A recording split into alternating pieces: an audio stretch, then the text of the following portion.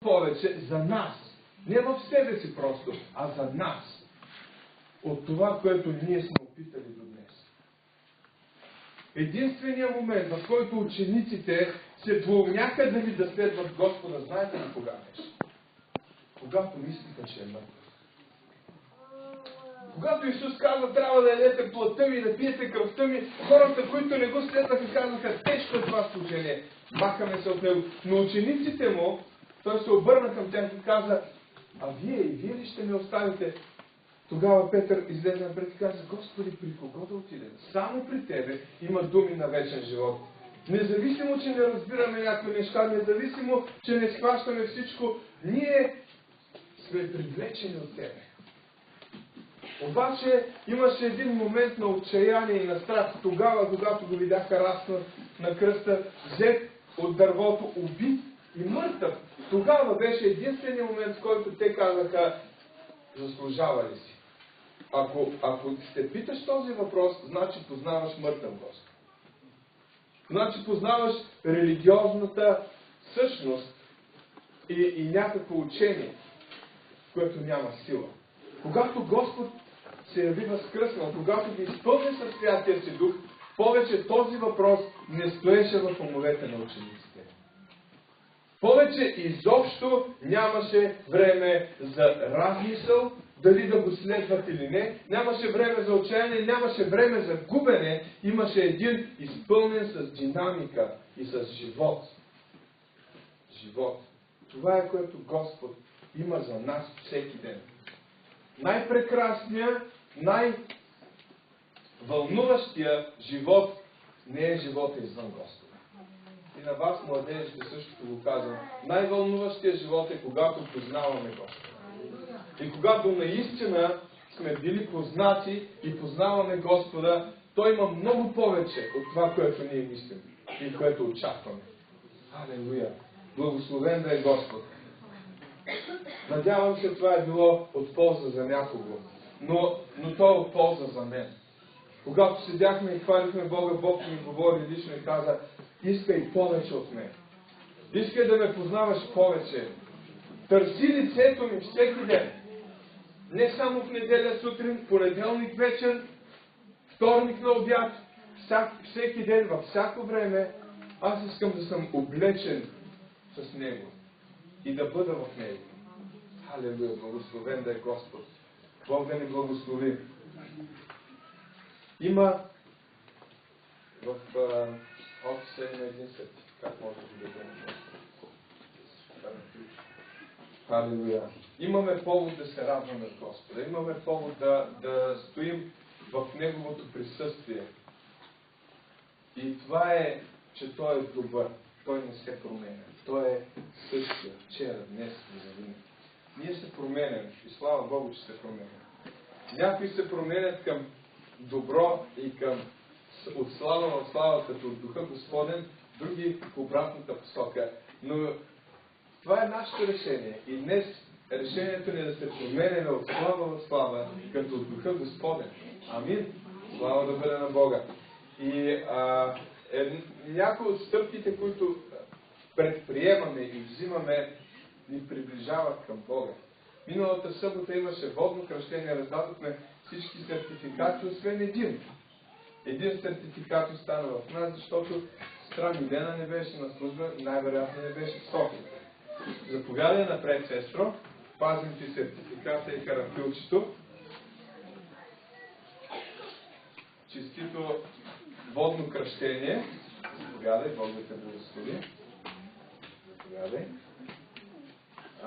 Само да ни кажеш сега как се почувства след водата. Добре се почувства. Как си сега? Много добре. Бог да те благослови, може да седнеш. Това е четвъртият човек, който взе водно кръщение. Нека да я аплодираме. Но това е само началото. Това е началото. Това не е края на пътя. Това е началото. Вълнуващи стъпки в нашия християнски живот. Алелуя! Нека да прославим Бога с още няколко песни. Имам добри новини, които задържам, за да може и тези, които са малко позакъснели, да ги чуят, а тези, които са точни, хващат всичко. Кажи, ние сме от супата до десерта. Някои очакват само десерта, да клъвнат една бисквитена торта и спускат пържолата. А тези, които пък идват в началото, си вземат и горещата супа. Алелуя, слава на Господа! За това, че благодаря на всички, които сте точни, навили сте си часовника и после сте си го натискали няколко пъти да не звъни, но после сте станали, измили сте си очите, зъбите и може би целите и сте дошли с най-добрите си и най-хубавите си дрехи на църква. Алелуя! Така трябва да бъде нашето отношение. Идваме на среща с най-големия президент, най-големия цар. Онзи, който заслужава най-добрите ни дрехи, най-хубавия ни парфюм, най-чистото ни сърце, най-доброто ни отношение. Защото Господ не гледа на лице. Но когато нашето сърце е право пред Бога, ние отправяме и външния си вид, за да можем, като дойдем пред Господа, да даваме най-доброто. Защото Той даде най-доброто. Той даде не някой западнал херовим. Западнал, не. Няма такава дума, няма такова словосъчетание.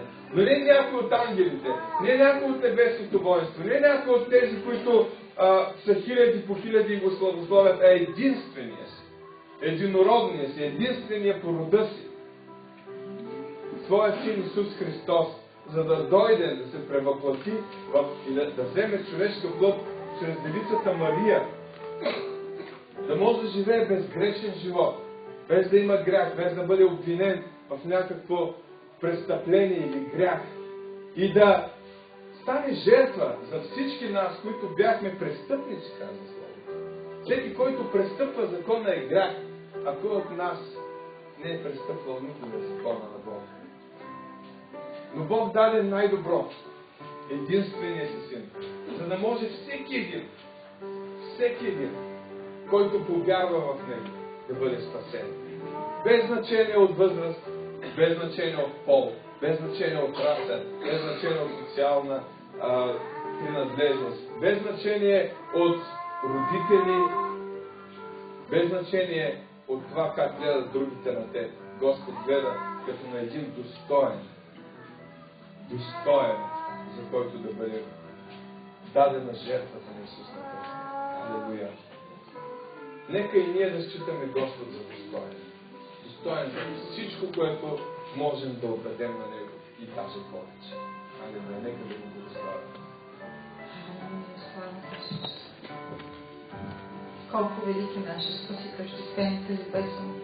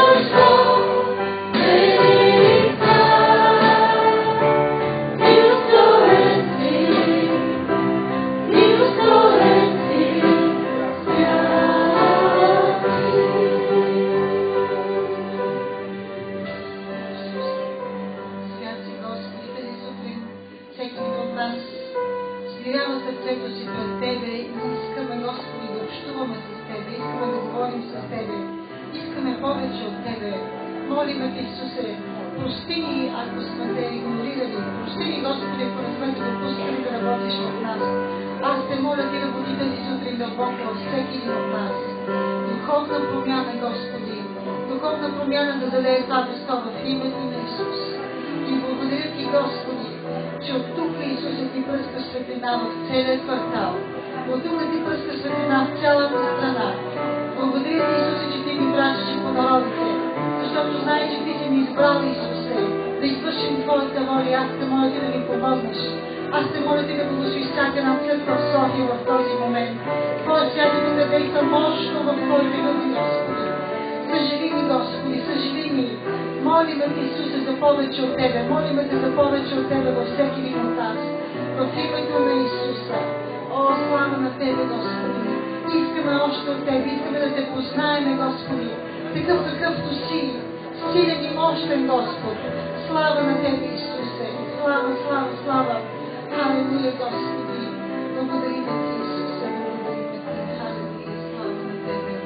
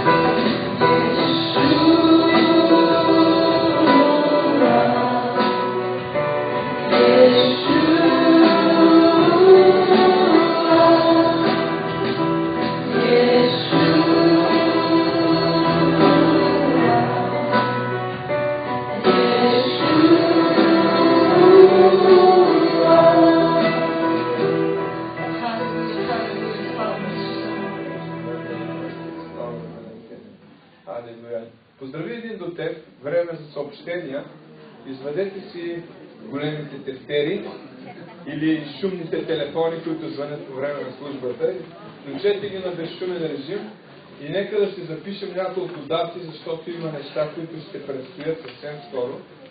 Но тъй като нашите умове са запълнени с много други неща, информацията се забравя. За другата седмица ще съобщи гостта ни, госпожа Буба, Владимир. Благодаря, че съм гост на събранието. Другата... Ще съобщиш гост. Аз ще съобща за гост. Другата седмица ще имаме гостини. Преди няколко месеца, март месец може би, доколкото си спомням, ако си спомняте една вторнична служба, имахме двама англичани на събранието. Тим Грант и Питър Рък. Малко се извинявам за произношението, не знам точно ли така се казва, но Питър Рък другата седмица ще ни послужи тук на това место. Даже очаквам, че може и Тим да дойде, защото неговата секретарка започна да ни пише съобщение, което означава, че може и двамата да са тук. Така че очакваме голямо благословение на това место. Чувствате ли, че Господ върши нещо ново? Изпращаме прекъснато хора към нас. Слава на Исус! Чудесно, това е за следващата неделя. Значи бъдете на местата си. Напоследък много евангелизатори идват. Значи брат Петър Николов от Агата България с филма Исус преди няколко седмици.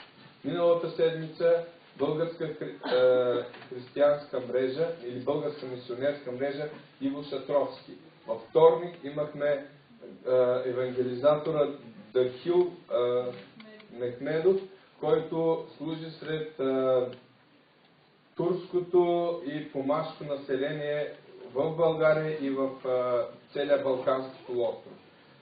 Следващата неделя ще дойде Питър Рък от Trinity Church, или църквата на Триединството. Той е като директор мисии. Нещо Господ има да ни каже. Искам да ви насърча, че за последния месец сме дали, макар да не сме кой знае колко силна финансово църква или да не сме някакви спонсорирани хора, сме дали около 1000 лева за мисионерска дейност. Повече от 1000 лева са дадени. Кажете слава на Бога. Миналата седмица имаше своеобразен рекорд на дарението, което отиде изцяло за българска мисионерска мрежа около 500 лева. Слава на Господа. На всички, които са били тук и са послужили, мисионери и хора, които носят благата вест, е дадено дарение. И това се случва тук. Слава на Господа. Ако твоите 5 или 10 лева отидат за билет или за храна или за нещо, с което бъдат достигнати души или един човек, знаете ли каква изненада ще има на неделя? Господ ще каже, това е твой плод. Ще кажеш, аз никога не съм го виждал този човек.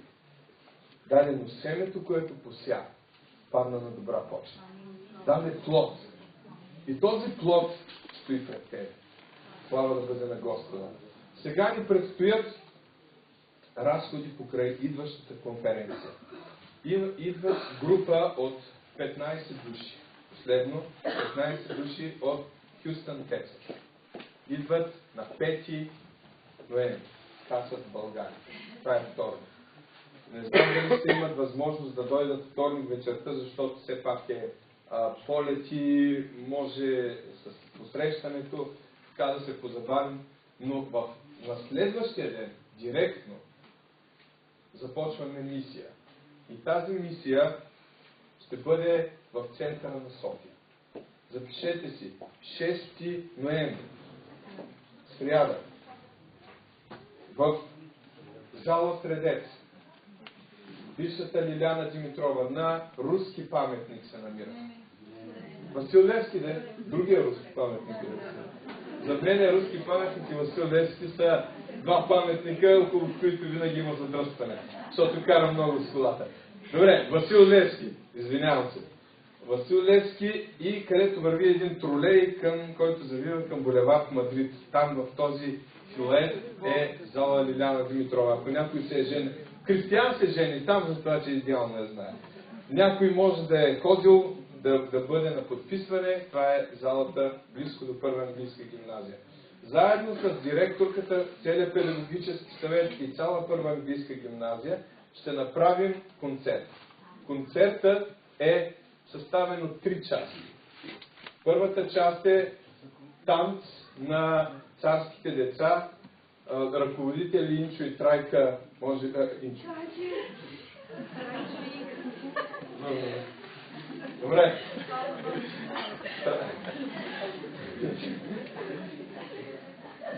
Трайчо и Инка, хубави танци правят тия деца, модерни танци, който не понася модерното изкуство, да се затвори очите, но това е начин да се достигне.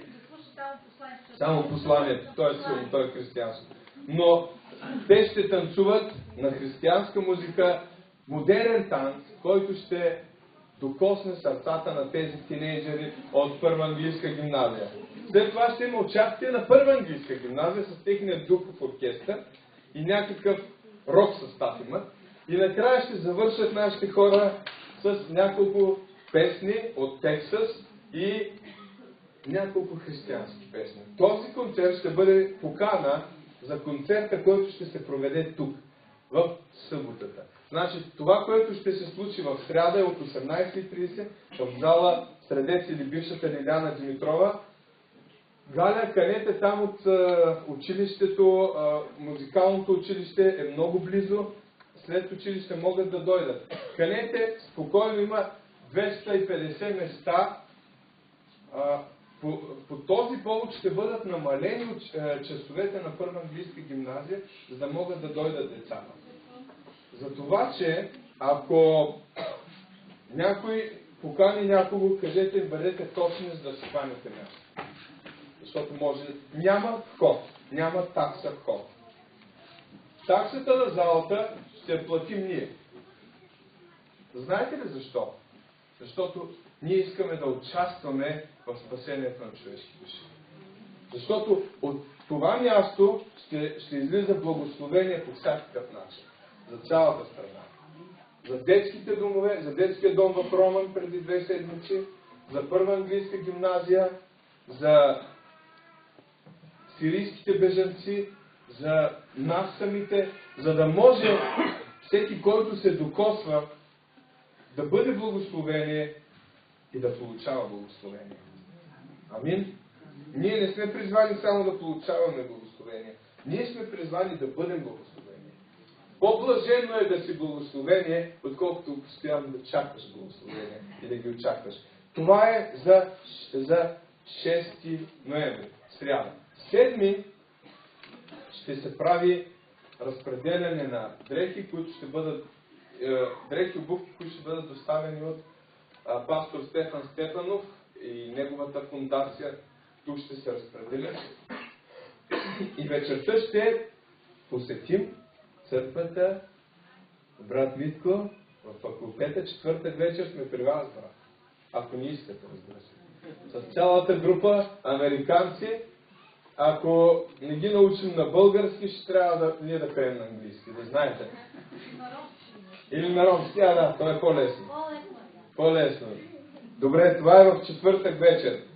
В четвъртък имаме за цел, или четвъртък, или петък през деня, да стигнем по някакъв начин до лагера на сирийските бежанци в София.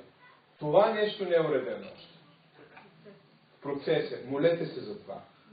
Молете се да може да достигнем до хората и да им дадем това, което ще им бъде в полза за следващите месеци, които идват зимата.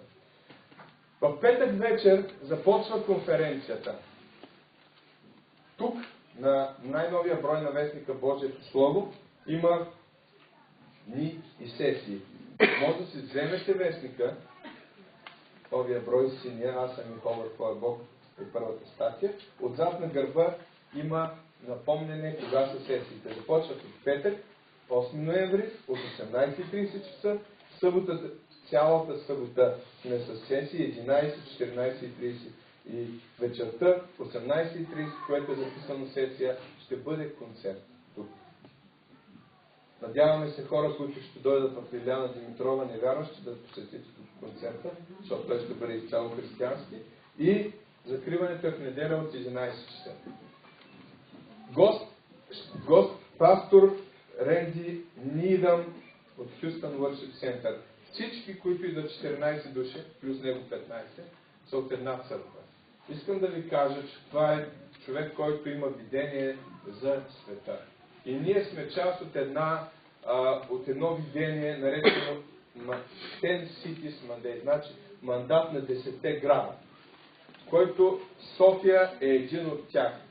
Други градове са в Хондурас, тяхната столица, никога не мога да я кажа.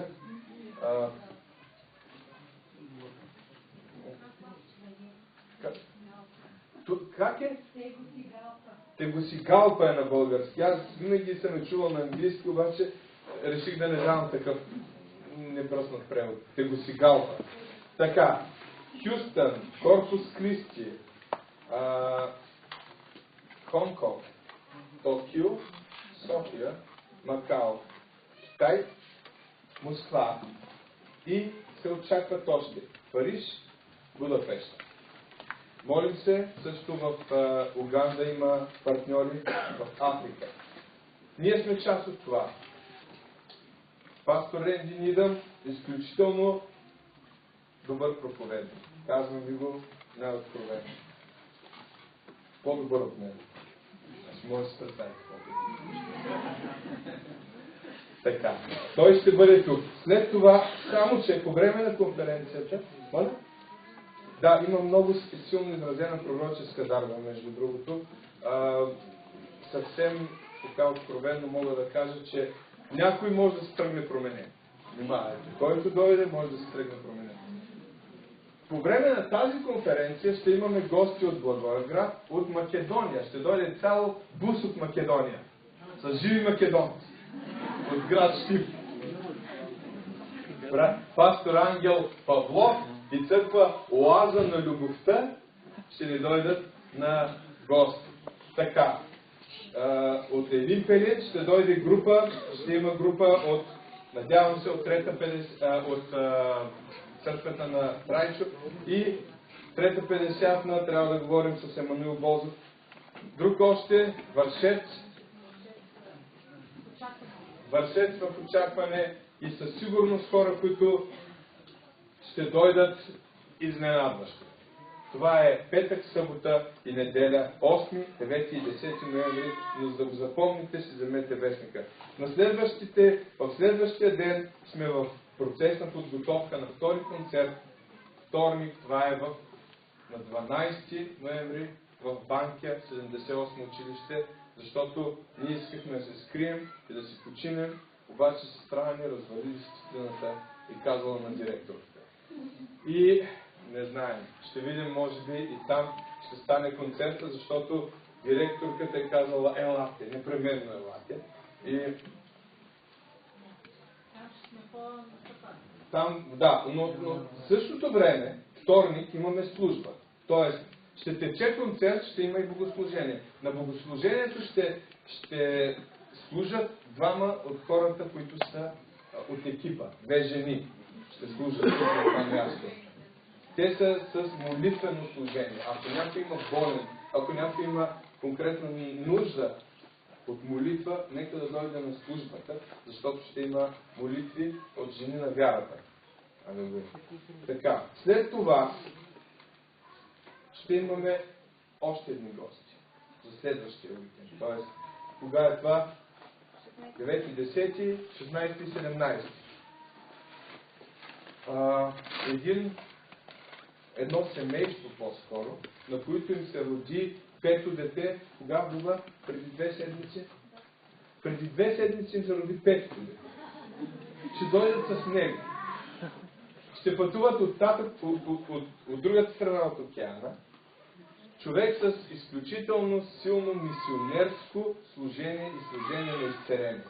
Африканец по произход, с жена германка живеят в Щатите. Служат в Африка и Китай. И с сестра Буга сте се видяли в щата на мормоните Юта. И Господ им е казал, идете в България. Те казали, супер, трябва да я намерим на картата. Намерили на картата България, намерили коя е столицата и ние искахме да отбием. Разбирате ли?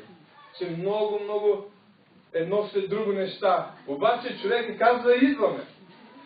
Викам, Буба, стиска да ми родиш до тогава. Че родиш ли, да видим тогава приключение. Обещала е да стиска. И 16, 17 също ще има, но там детайлна информация за това как ще бъдат сесиите ще ви кажа по-нататъка, защото те са още в процес на уточняване. Има много събития през ноември месец. Има много събития и сега до края на октомври. Господ е добър и Бог ще ни благослови. Младежкото е в петък. И следващата тема на младежкото на път, сега какво е? 20?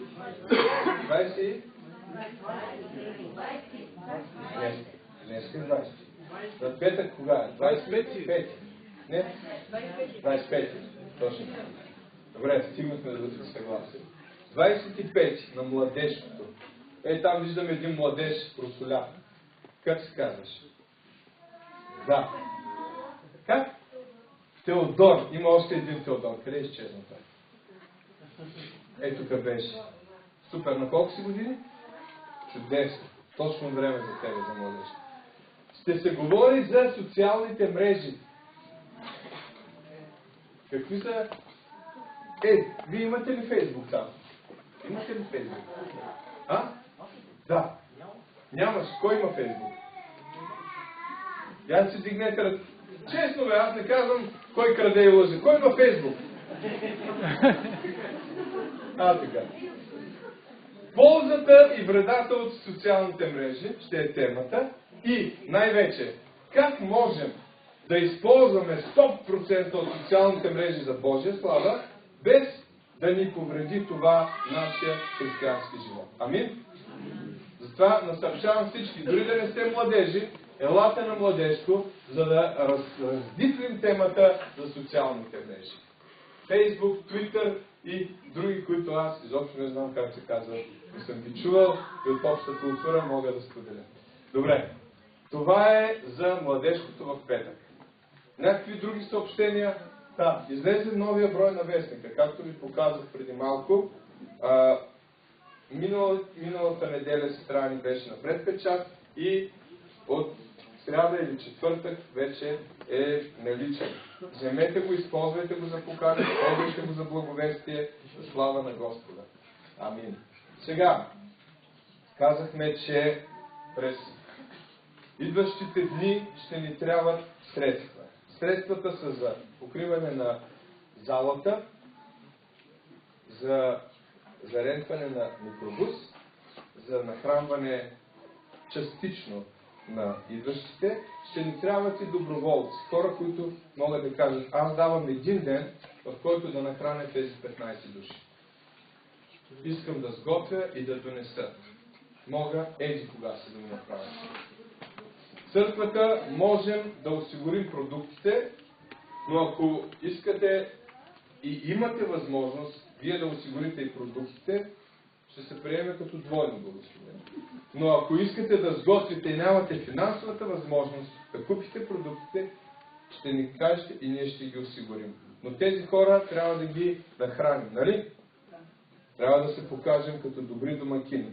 Също всеки един от тези събрани средства, всеки един лев, всяко едно дарение ще отиде съвсем сериозно по предназначение на тези разходи. Благословението, което ще дойде към нас, ние трябва да го дадем към хората, т.е.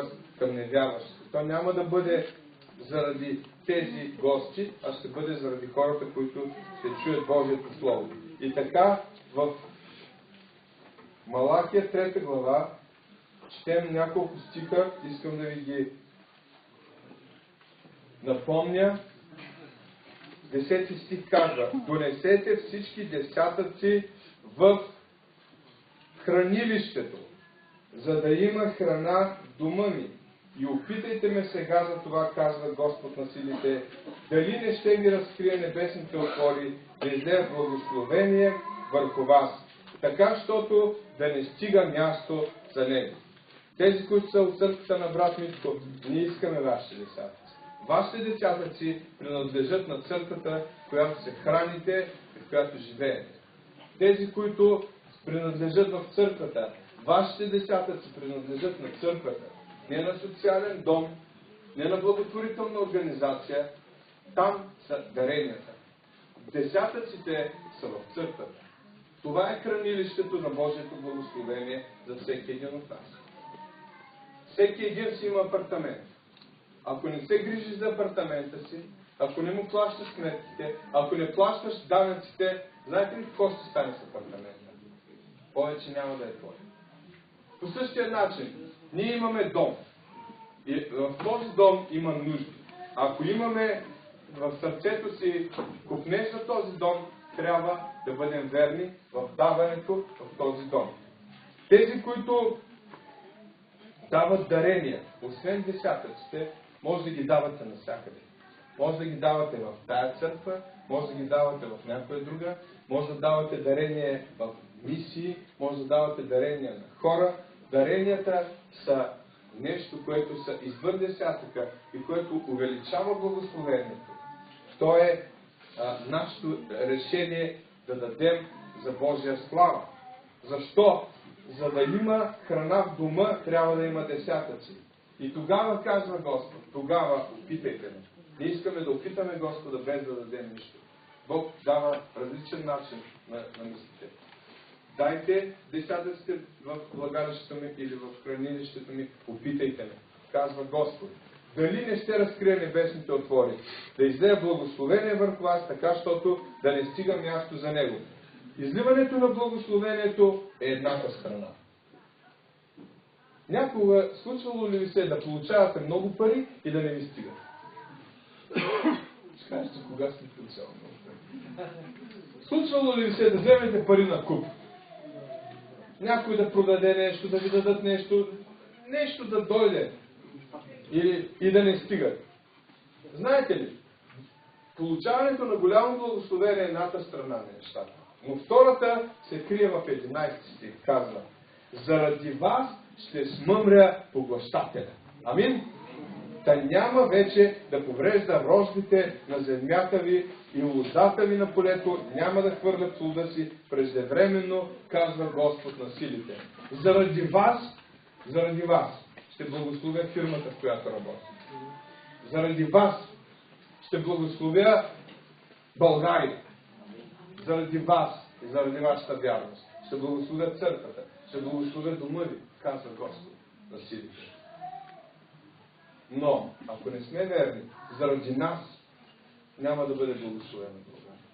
Заради нас няма да бъде благословен дома. Заради нас. Отговорността е върху нас, любезни брати и сестри. И в едната, и в другата посока. И в имане, и в нямане отговорността е върху нас. Затова бъдете верни. Самия факт, който ви казах преди малко, показва, че Божия народ, който стои на това място, е изключително щедър. Заради това, че една неголяма църква с не много ресурси е дала такава сума за благовестие, показва, че има вярност. Но знаете ли какво показва още? Че ще има смъмрен поглъщател в живота ни. Господ ще ни даде всеки лев да отиде на правилното място. Няма да поправяме щети, а ще градим. Няма да лекуваме болести, а ще даваме на други. Кажи слава на Господа. Парите могат да бъдат дадени за много неща, но благословението е това да даваш парите си върху твоето имане, върху твоето здраве, върху твоето достатъчно. Това е благословението от Господа. И това е избор за мен и за теб. Гледате ме, че съм толкова благословен. Благословен съм, защото когато мога, благославям. Когато ми даде Господ възможност, благославям. Почти всеки ден. Слава на Господа. Това е моето желание и моята молитва е всеки да бъде благословен. Алелуя. Искам да ви кажа, не взимам заплата от тук, но съм благословен. Сигурно карам най-хубавата кола. След Ники, разбира се. И съм благословен. Защо? Защото Бог е добър към мен. Бог е добър към цялото ми семейство. Бог е добър към всеки един от нас. И Той очаква да покаже милост, да даде благословение, да отвори небесните простори. Алелуя! Нека да приготвим нашето дарение.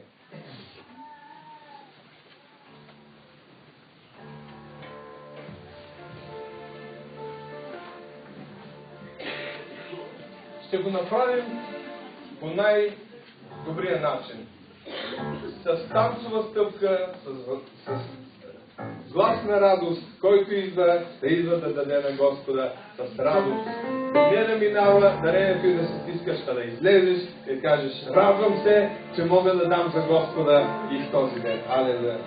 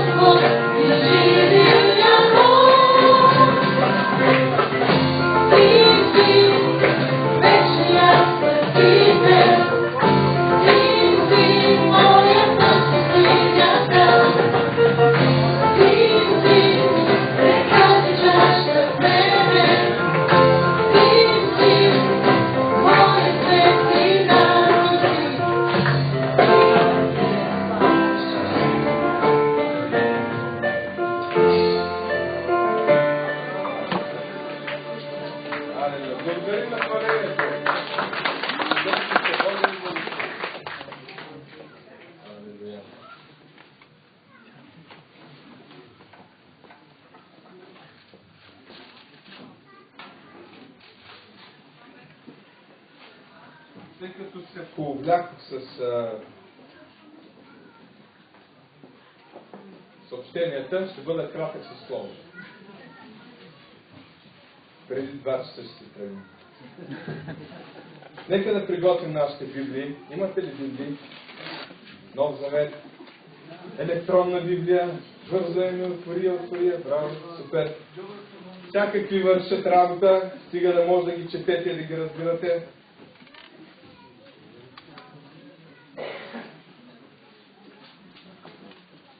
Да кажем сега заедно: Боже, аз приемам Твоето Слово. Боговдъхновено, полезно за поука, наставление, насърчение, изобличение. Аз ще нахраня моят духовен човек и аз ще бъда променен и няма да бъда същия. Амин. Бог да ви благослови. Днес ще говорим за разликата между повярвалите и учениците. Много хора повярваха в Исус. Много хора, казва Словото, тръгнаха да го следват. Някои повярваха, защото видяха чудесата. Някои повярваха, защото ядоха.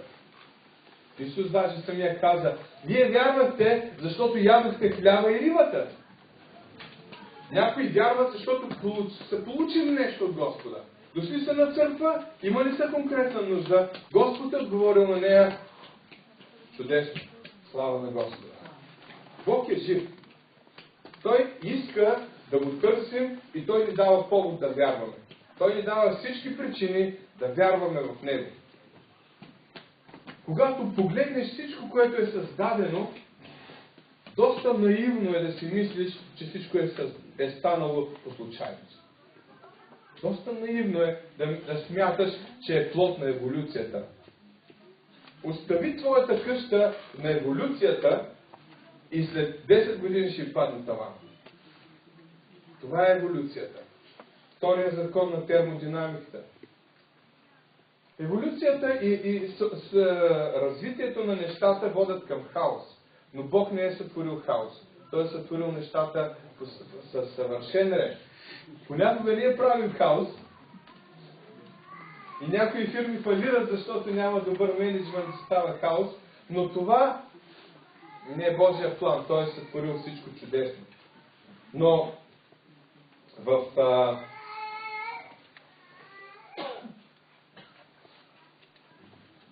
Божието Слово и при живота на Исус има и една друга категория от повярвалите.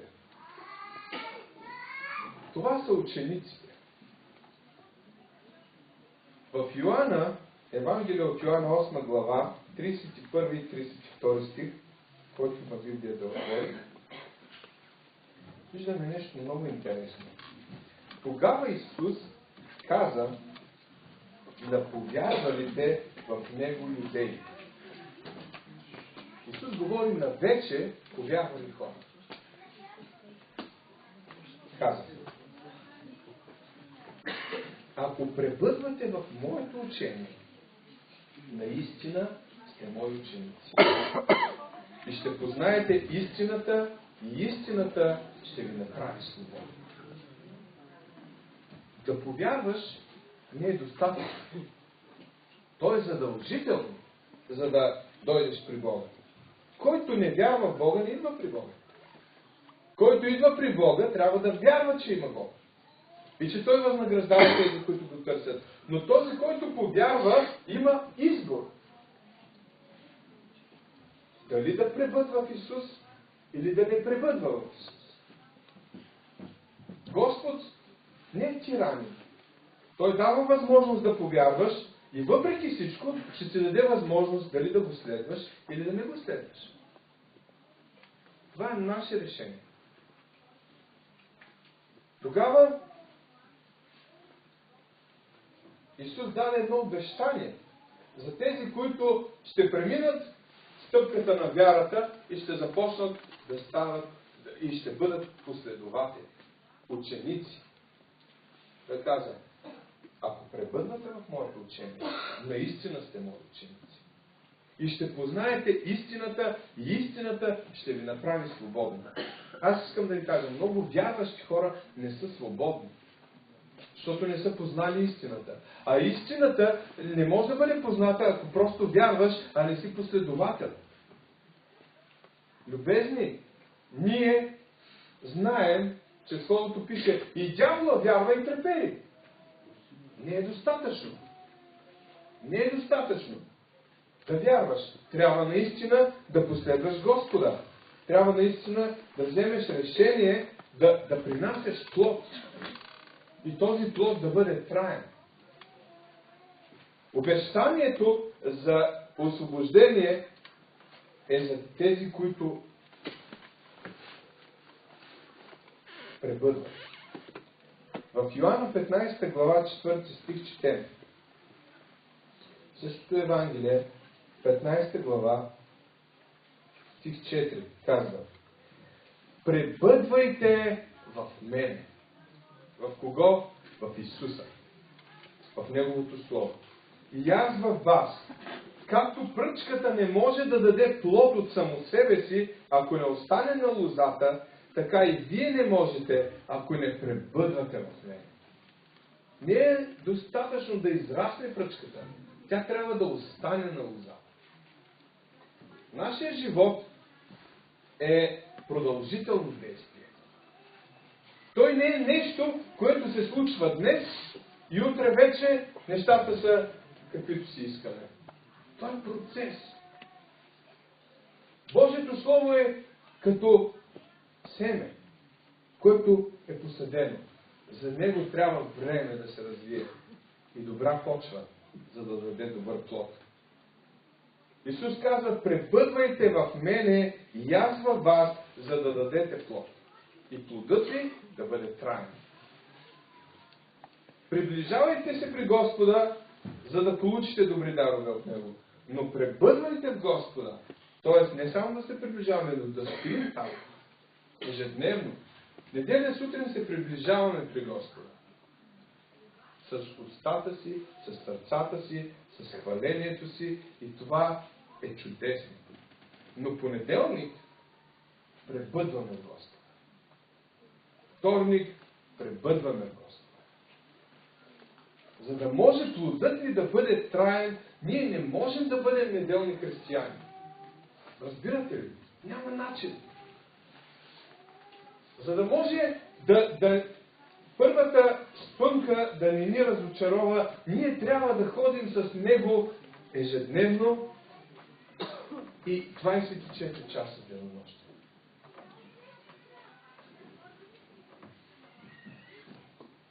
Разликата между учениците и повярвалите е постоянство.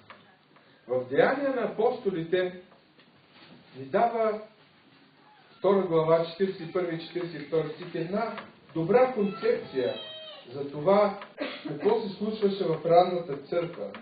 Тия, които приеха поучението на Петър в случай, или поучението от Господа, се покръстиха. И в същия ден се прибавиха около 3000 души. Супер! Имало е водно кръщение, имало е прибавяне към църквата. 3000 души. И какво правиха? И те постоянстваха. Любезни, постоянството прави разликата. Може да захванеш да свириш на инструмент и да си най-надарения с 3 урока, няма да станеш виртуоз.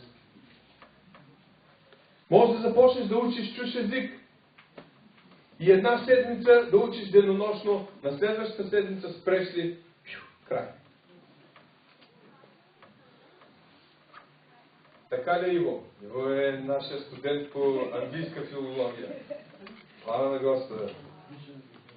Той знае английски, ама сега питайте го дали не научава нови неща. Научава. Така е със спорта. Не можеш да пробягаш най-бързо разстоянието в клас и да казваш: аз ще стана световен шампион.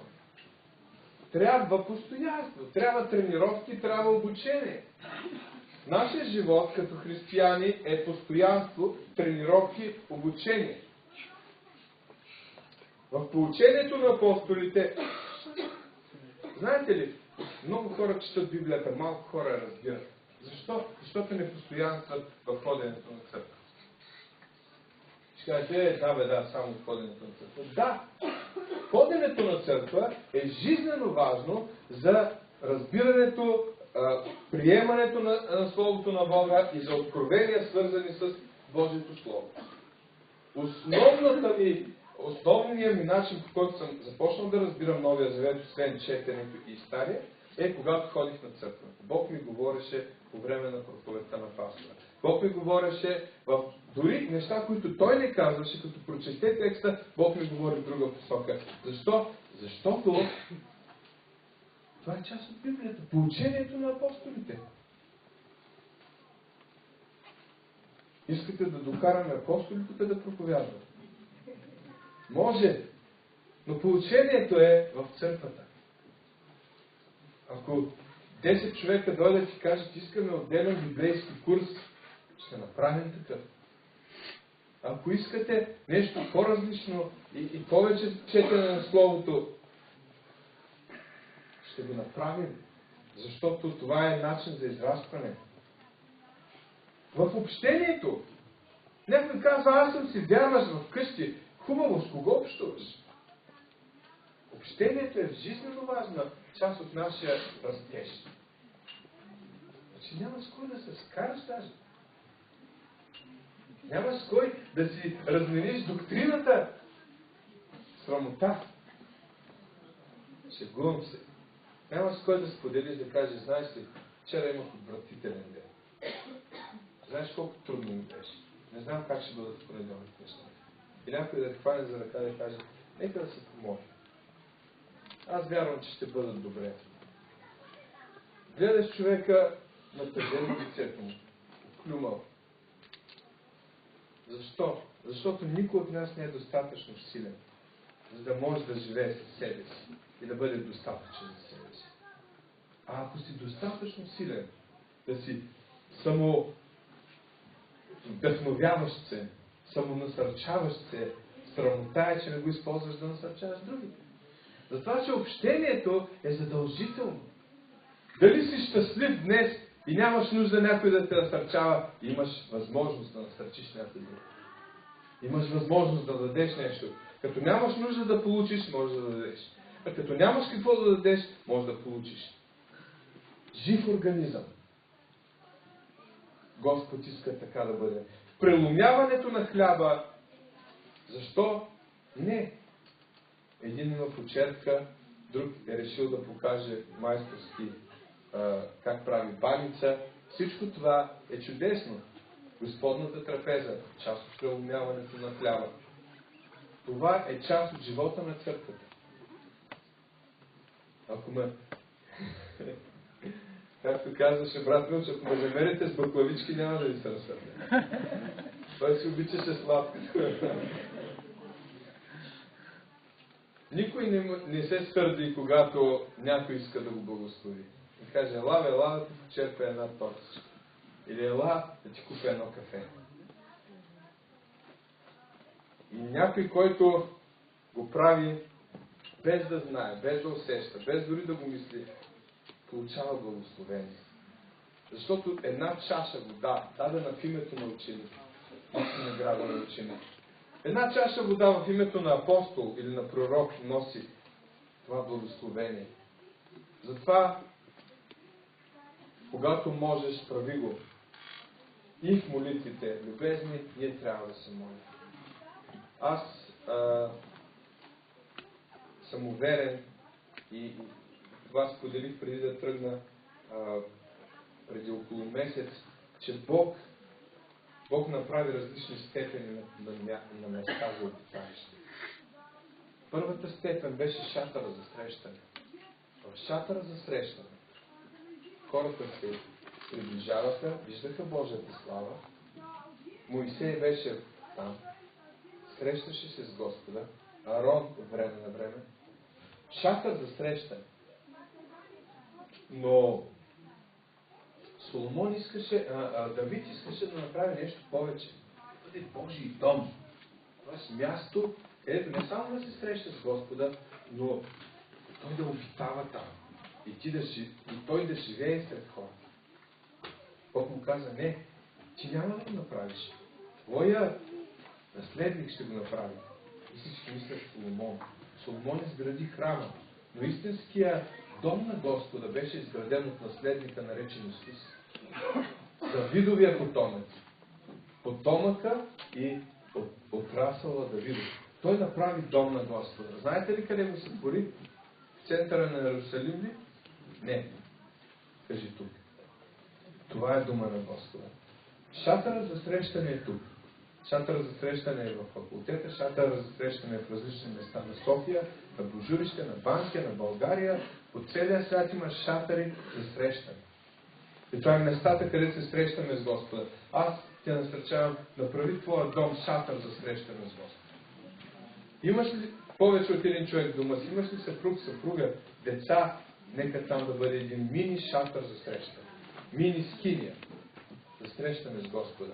Но истинският дом на Господа е в сърцата ни. И това не беше построено от Соломон, това беше построено от Исус. Защото каза, който повярва в мен, аз ще дойда и ще направя обиталище. Гледам Ади, защото ритнах букета. Дигам го, за да не го гушна.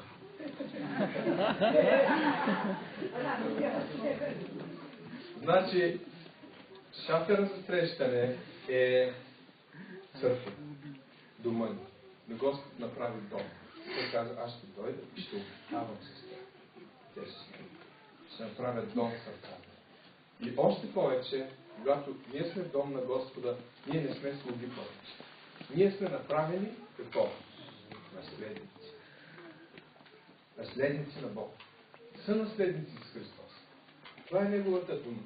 Това е Неговото обещание. Значи Христос е пръв плод.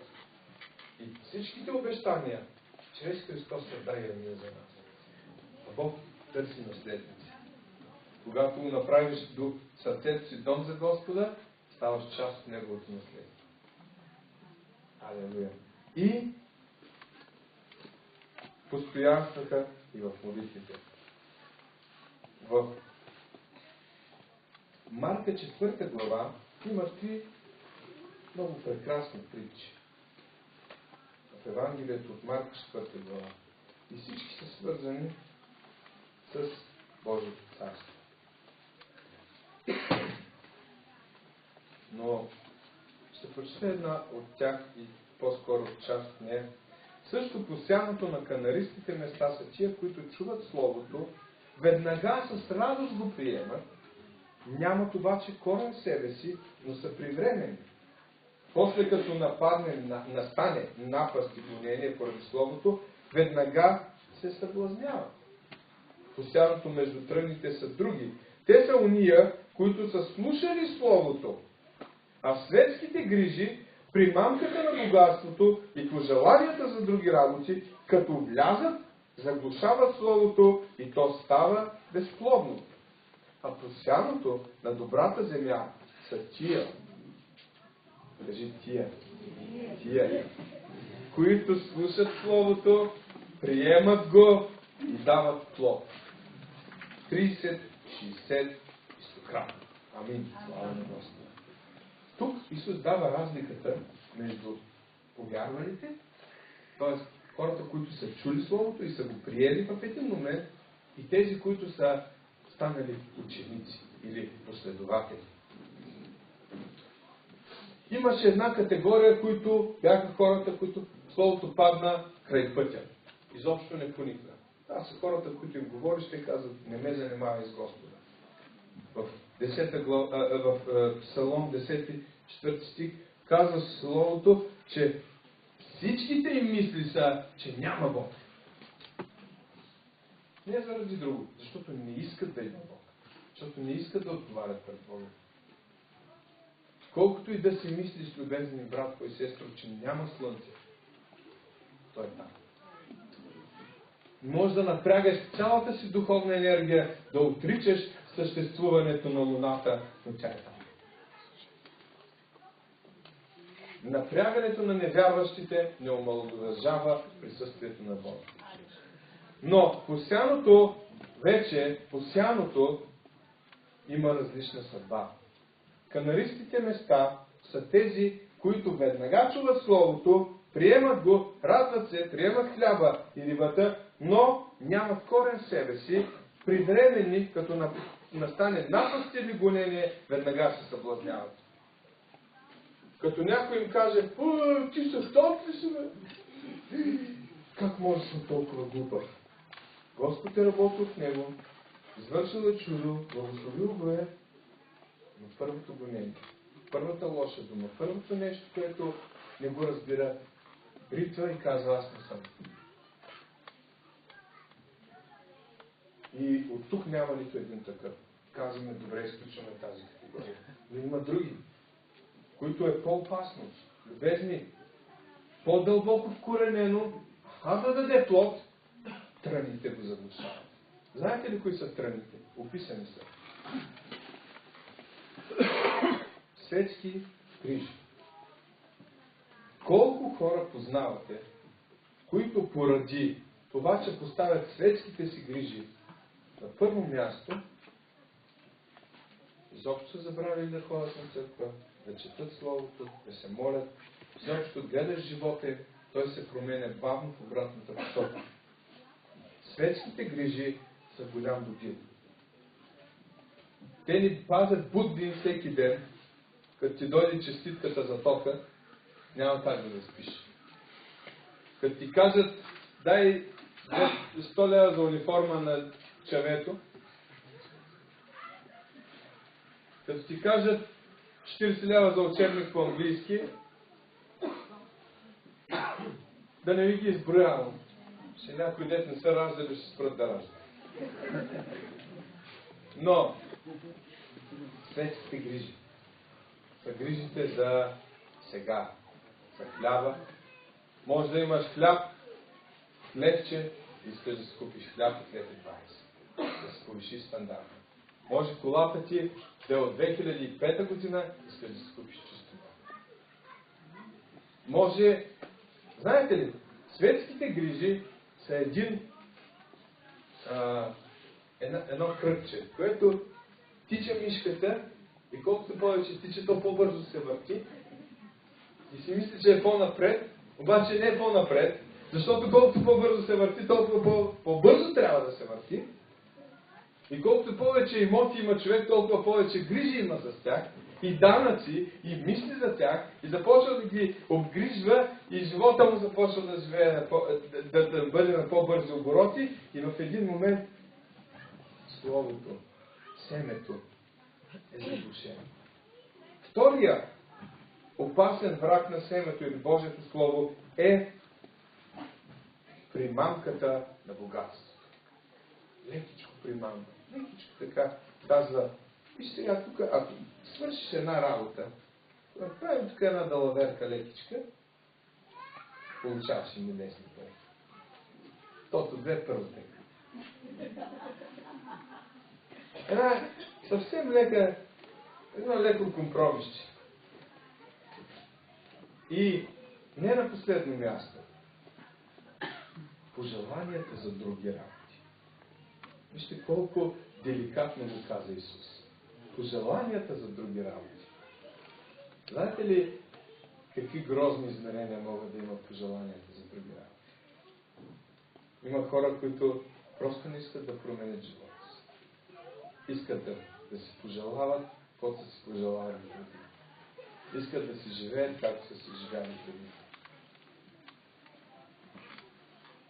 Няма да ги споменавам даже. Като влязат, заглушават Словото и то става безплодно. Това е опасността и разликата между това да бъдем повярвалите и да бъдем учениците. В 3 от 4 притчи, които Исус каза в Марка 3, в 4 глава, Той определи Божието царство като семето. А семето е Божието Слово. Няма никакъв по-сигурен начин да не живееш в Божието царство, да не бъдеш последовател от това да спреш да четеш Слово.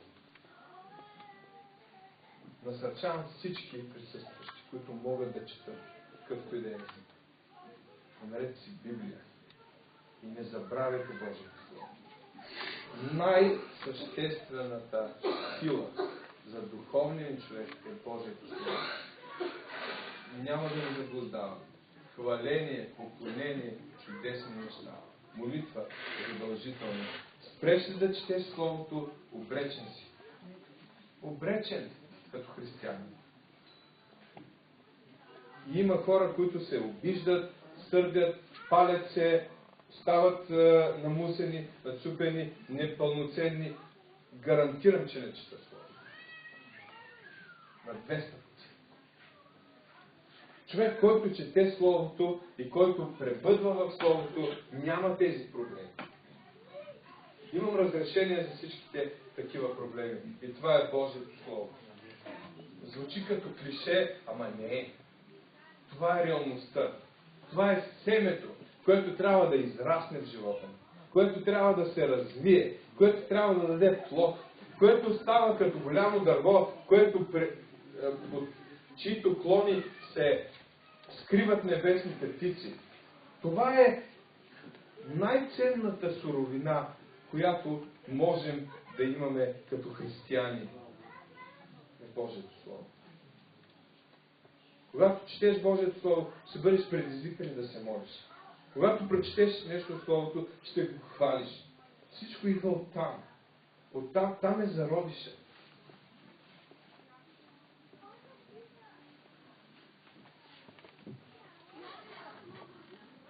В Марка 4 глава, 33 и 34 стих ще ви разкрия една тайна, която днес видях и разбрах. И с много такива притчи Исус прогласяваше Словото. Какви притчи, любезни брати и сестри? Ами естествени. Те бяха сеячи, бяха рибари, бяха търговци, хора, които разбираха езика на Исус. Исус говореше с техния език. И по този начин им прогласяваше Словото. Според както можеха да слушат. Бог говори по различен начин на различните хора, според както можем да слушаме. Но без притча не им говореше. На хората, които не се приближават при Бога, се говори с притчи. Гледа творението, гледа едно, друго, трето. Удивява се, обаче нещо липсва. Без причина им говореше, но насаме обясняваше всичко на своите ученици. Забелязали ли сте този стих? Че Исус говореше много неща, но насаме обясняваше всичко на своите ученици. Изборът е къде ще бъдеш. Някъде на последния ред на поляната или близо при Исус. И я разбрал, я не разбрал. От едното влязло, от другото излязло. Неделя сутрин. Дойдох, защото мама ме кара. Дойдох, за да баща ми да ми даде джобни. О, супер, чудесно. Както е влязло, така ще излезе. Като дим. Исус насаме обясняваше всичко на своите ученици. От кога не си оставал насаме с Господ? От кога не си оставал без да имаш нужда, без да има конкретен повод, без да имаш конкретна болешка, без да имаш конкретна причина да застанеш и да прочетеш Словото и да кажеш: Господи, обясни ми. Искам от Тебе да чуя. Искам да оживее в мен. Исус го правеше. Правеше го със своите ученици. Те никога не се отделиха от Господа. Никога не оставиха Господа. Макар да бяха оплашени и притеснени, те останаха да пребъдват в Него и заразиха целия свят. И така, Марка 4 глава, 34 стих, запомнете го, Исус обяснява насаме. И Той продължава да го прави днес. Святия Дух, с който сме запечатани, ни дава разяснение на Слово. Просто трябва да имаме време с Него. Просто трябва да му дадем времето, което му се полага. Има гратисен период, в който можем да живеем като повярвали, но не и ученици. Има гратисен период. Можеш да повярваш, да получаваш благословения, но това е гратисният период, в който живееш. В Лука 13 глава 6-9 стих Исус даде една притча и каза: някой си имаше в лозето си посадена смокиня и дойде да търси плод на нея, но не намери. Какво беше, любезни брати и сестри, дървото? Смокиня. благородно дърво. Не беше драка, не беше трън, не беше дивачка, не беше невярваща. Беше Божий син и дъщеря. Смокиня. И дойде да търси, но не намери. И каза на Лозаря: ето 3 години как идвам да търся плод на тази смокиня, но не намирам. Знаете ли къде беше тя? Средата на градината. Знаете ли какво имаше за нея? Всичко. Всичко необходимо. Имаше вода, имаше тор, имаше грижа, имаше всичко необходимо. Отсечи я. Защо да запразни земята? А той в отговор му рече: Господарю, остави я и това лято, докато разкопая около нея и насипа тор. И ако подир това не даде плод, даде плод, добре. Но ако не, ще отсечеш. Има гратисен период, на който ти можеш да си повярвал и да не си ученик на Господа. И щеше да ми е по-добре да не го казвам, но го пише в Словото и няма как да не го казвам. И как да не го кажа: не можеш да останеш в градината, ако не даваш плод. Не можеш. Не, че не искам. Не, че не искам да се напълни и да се построи зала за 5000 човека, за 10 000 в Люлине 350 000 души. Но избора е дали даваш плод, дали искаш да останеш в градината.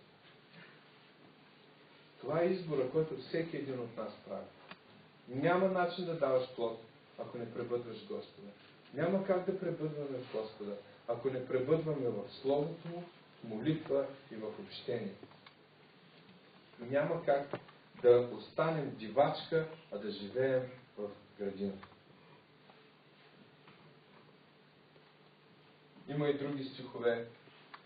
Няма да ги чета. Айде ще завърша с Евреи 10 глава, 24 и 25 стих. Там ни насърчавате да се събираме заедно какво да правим. Евреи 10, 24 и 25 казва: и нека се грижим един за друг, така, че да се поощряваме към любов и добри дела, като не преставаме да се събираме заедно, както някои имат обичай да престават, а да увещаваме един друг, и толкова повече, колкото виждате, че денят наближава. Ние сме, които продължаваме да вярваме и се спасява душата ни. 39 стих. Нека се справим. Последовател или повярвал? Ученик или повярвал?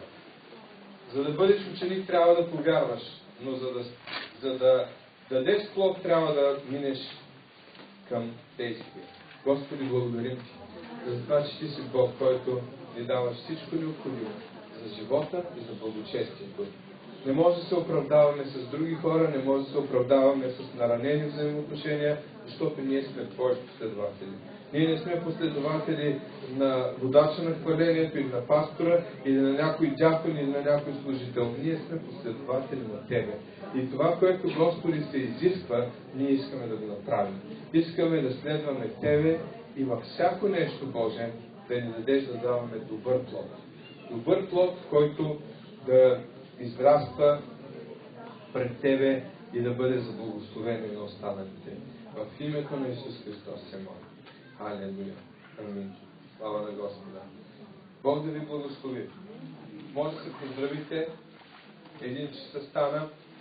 Пожелавам ви приятен обяд. Във вторник има служба от 18:30, в петък е младежка. Теодорев лично текане на младежка в петък 18:30. Другата неделя гости.